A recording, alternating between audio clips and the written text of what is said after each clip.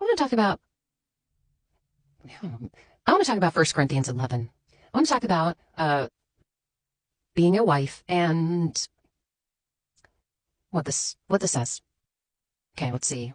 1 Corinthians 11:5 starts out, "But every woman that prayeth or prophesieth with her head uncovered dishonoreth her head, for that is even all one as if she were shaven." I'm going to stop there. That line, I never knew what that meant.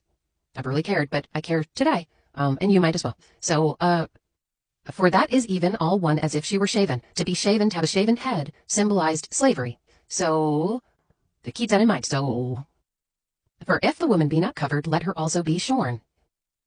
But if it be a shame for a woman to be shorn or shaven, then let her be covered.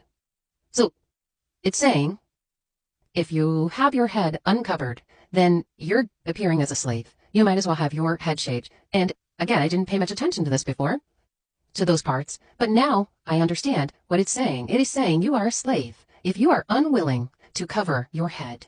Now let's think about what that symbolizes. Covering your eyes, your ears, your brain.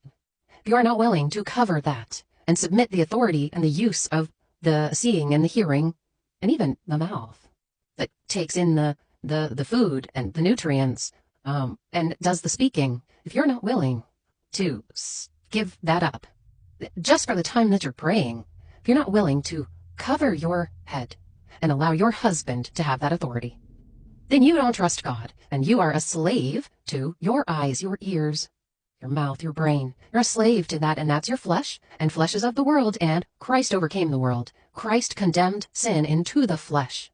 So if you are attached to the flesh, to your flesh, if you are turned towards your flesh, if you are a slave to your flesh, then you are not in Christ as you should be. And if you were to die, you might stay attached to that flesh.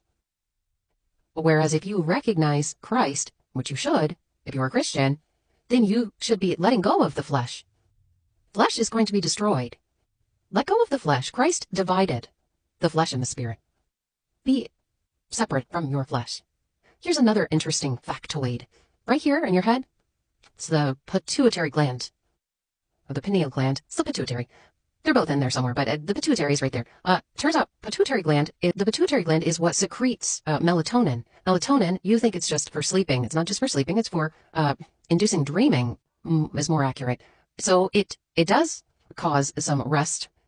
It does help with resting, which we are called to do as Christians. So it does give you some peace, the chemicals that make you experience peace, but it also can invoke dreams and visions. So that's pretty cool, right? But it only does it in darkness. You have to have darkness over this part of your head.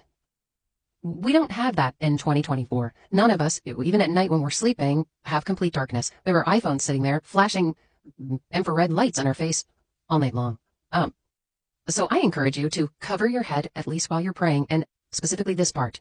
And I have been drawn to do that for many, many years, and I didn't even know the science behind it, and I didn't understand even the slavery, the head-shaped parts of it. So I pray like this. I cover my eyes and my ears with my thumbs, and I bow my head down, symbolizing that I trust God to work through my husband. It's not downgrade. It's not dishonoring to me at all, for I am created to be the honor of the man. If you keep reading, it goes into that. So we ought to cover our heads and get the melatonin. And that's why people, when they're overwhelmed and freaking out, do that. You cover your head. It's a thing. It's science. And isn't it amazing that this book somehow knew, or the people who wrote the book somehow knew when they didn't know? I mean, I think it's pretty amazing. That's it.